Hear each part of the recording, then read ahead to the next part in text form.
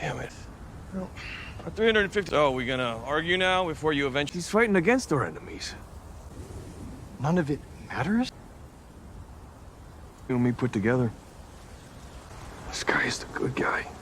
Its entire intelligence, right? You know, it's going to be...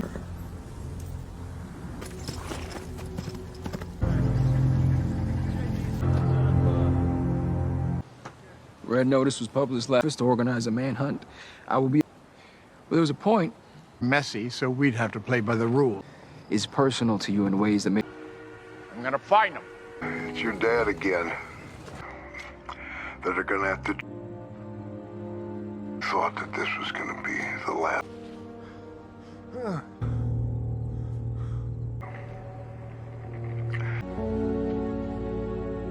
I've discarded Dan Chase. Make it all the way out there in this shape.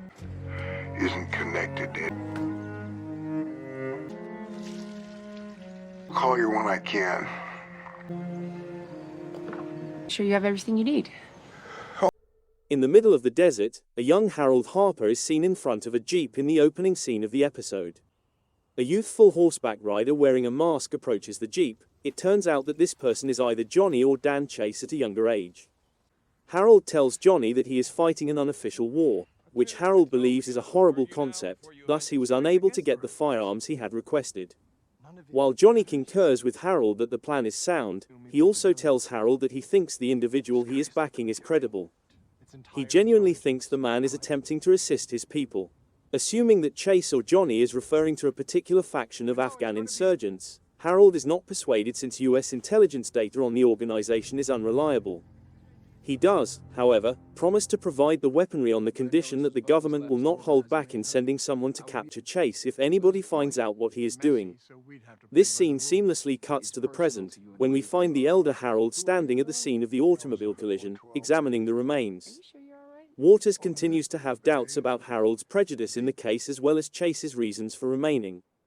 In the meanwhile, Chase leaves his totaled vehicle in an abandoned garage, packs his possessions into a suitcase, and leaves town in a brand new vehicle, ideally not connected to Dan Chase. After discovering the key beneath the doormat and entering the property, Dan receives a visit from his neighbor Zoe, Amy Brenneman, to whom he identifies himself as Peter Caldwell. Upon observing Peter's battered face, Zoe becomes skeptical. However, when she notices that two dogs are present, a stark contrast to her post, which clearly said no pets, she orders him to leave.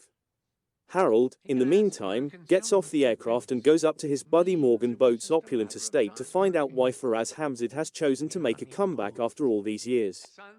It may be deduced that Boat served as a mentor to Dan Chase and Harold, having previously shown strong disapproval of Chase and Harold's earlier conduct pertaining to Hamzad. Furthermore, Hamzad is using his ties within the State Department as leverage to kidnap Dan in retaliation. He provides Harold his phone number, which Harold found surprising that Boat would tell him to use as a backup plan. However, Boat makes it clear that Harold's legacy is at stake in this issue and that it might fall apart if he doesn't resolve it. After Peter's car broke down, he fixed Zoe a dinner to get her off to a good start while he waited for the tow crew to come. She listens to his ruminations about the elderly guy who had taught him how to cook, and after first being reluctant to change her views, she eventually comes around to him. When the tow truck eventually shows up, Zoe lets Peter stay as long as he pays her 2 months' rent in advance and does the cooking 2 days a week.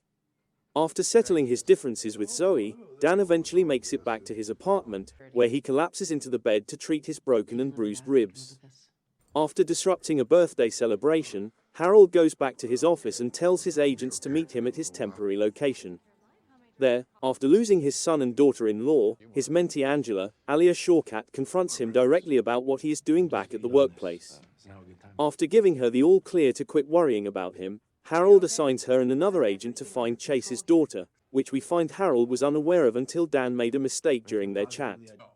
Days later, Zoe invites Dan out to dinner, and he says yes sir is not to raise suspicions with her, as he informed his daughter.